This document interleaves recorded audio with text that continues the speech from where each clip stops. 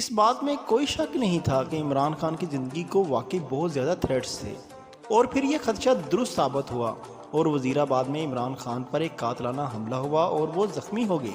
حملہ آور کی طرف سے عمران خان پر گولی چلائی گئی اور وہ گولی عمران کی ٹانگ میں لگی، لیکن اللہ کا شکر ہے کہ عمران خان اب خیریت سے ہیں۔ عمران خان پر حملہ بھی اب بہت سارے سوال چھوڑ گیا ہے۔ حملے کے بعد سیاسی اور عوامی حلقوں میں متضاد رائے سامنے آ رہی ہے۔ پہلی رائے یہ ہے کہ عمران خان کی جان کو بہت زیادہ خطرہ تھا اور یہ حملہ اسے جان سے ہی مارنے کے لیے ہوا ہے، اور دوسری یہ رائے سامنے آ رہی ہے کہ لانگ مارچ میں مطلوبہ عوامی تعداد پوری نہ ہونے کی وجہ سے عمران خان پریشان تھے اور انہوں نے سیونگ فیس کے لیے یہ حملہ خود کروایا ہے۔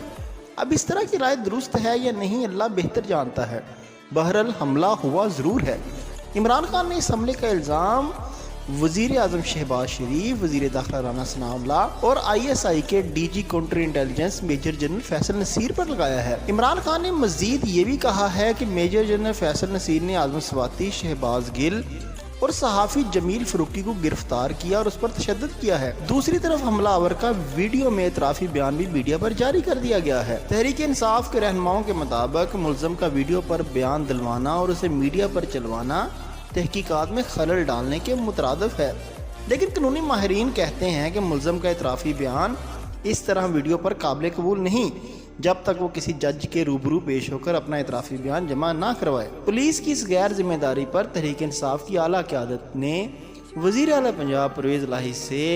انسپکٹر جنرل پنجاب فیصل شاہکار کی تبدیلی کا مطالبہ بھی کیا ہے، لیکن اب دیکھنا یہ ہے کہ کیا کاف لیگ کے رہنما اور موجودہ وزیر اعلیٰ پنجاب پرویز الہی عمران خان اور تحریک انصاف کی اعلیٰ قیادت کا یہ مطالبہ کس حد تک مانتے ہیں۔